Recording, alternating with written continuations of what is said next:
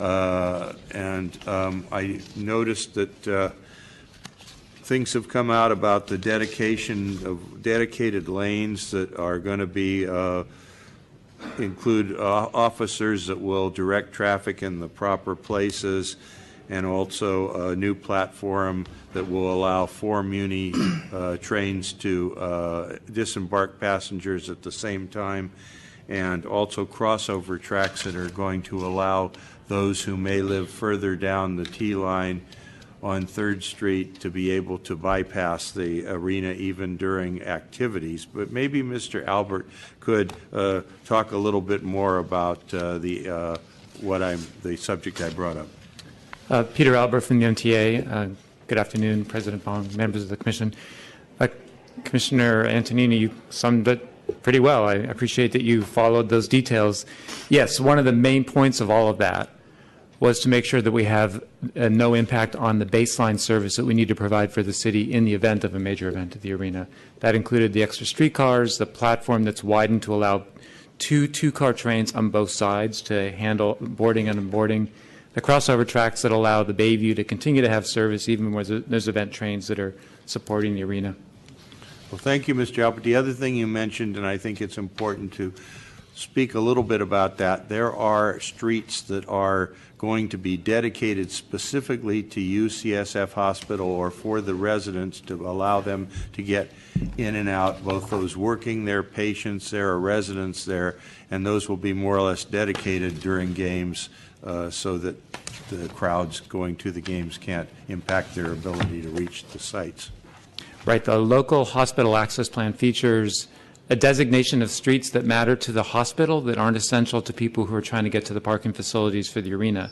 We're able to distinguish between those streets and use parking control officers that are supported by the revenues generated for the project, to direct traffic that needs to go to the arena, allow the nurses that are needing to arrive to their nurse station at 7 p.m., the same time there may be a major event going on at the arena, so that they have access to streets like 4th, Nelson Rising.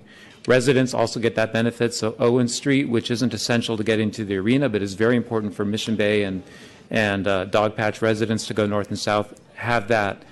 The coordination then managed by the parking control officers, who can also help in the event of an emergency, make sure that people who have an emergency situation can use the dedicated transit lanes to get close to the hospital.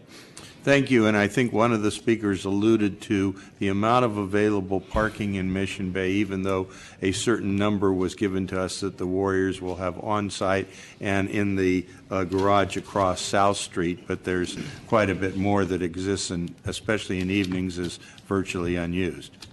That's correct, and part of the project proposal is working, albeit the Port Commission next week, working on 2 additional satellite facilities that help intercept traffic coming from the south.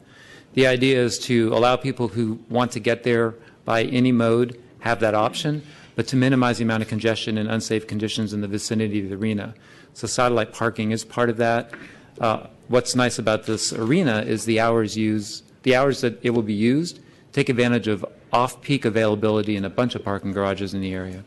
Well, thank you, Mr. Albert. Happy to hear that the revenues generated from this project will be able to make all of these improvements, and it goes without saying, were there no project, there would be no revenue. So that sounds very good to me. The MTA is also happy to hear that as well.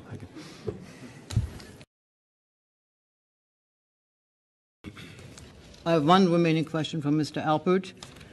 We received an email, and that spoke to the potential social inequity of maintaining access to Bayview Hunters Point at a level that is not impacted by the use of the T-line during events. Could you respond to that? I'm paraphrasing it in a very kind of simplistic way, but the issue is equity.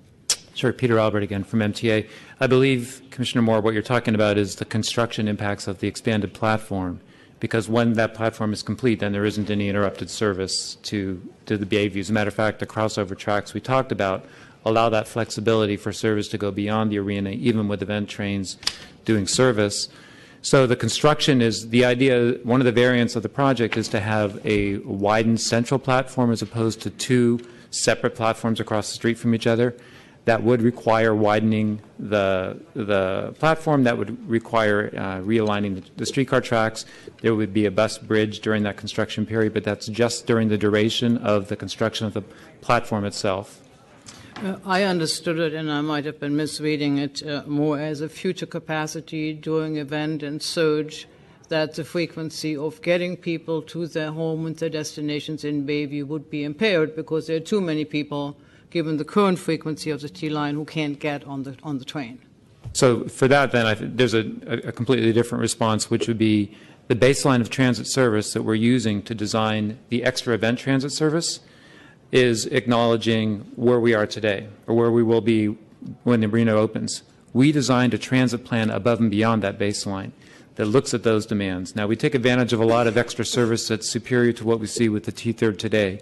When Central Subway opens, you'll have two-car trains, both a short line and a long line. The short line ending just south of the arena and Dogpatch, the long line going down to Bayview. So there will be increased frequency and capacity, but even that wouldn't be enough to handle the surge of what might be going on with the arena. So there's a complement of shuttle services with trains and buses and using Mission Bay's own shuttle service to make sure that we don't have that impact.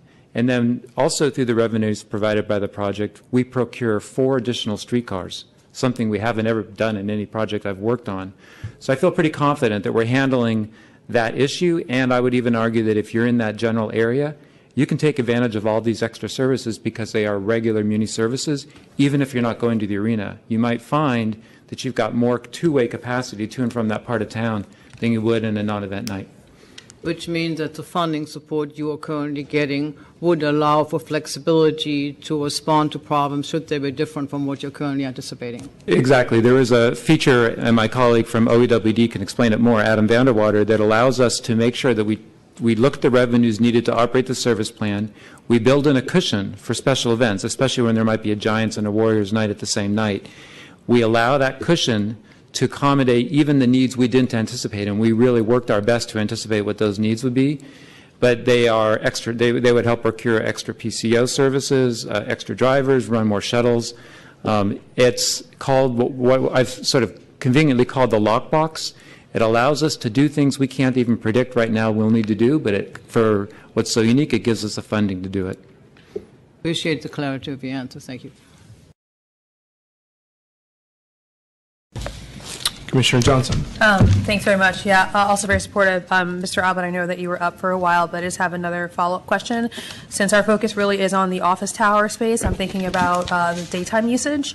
And just real quick, can you talk a little about the schematics that were presented here? Don't get into the detail of what other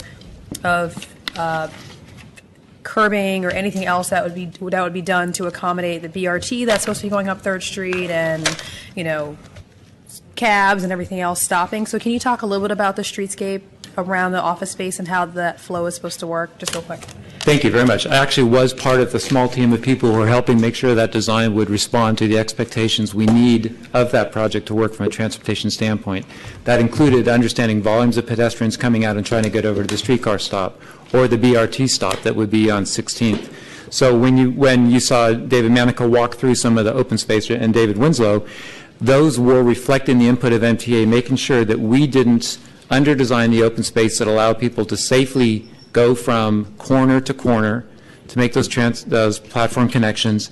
Those PCOs I mentioned that manage traffic use that open space smartly to make sure that they can direct pedestrians in ways that don't have any conflicts with drivers.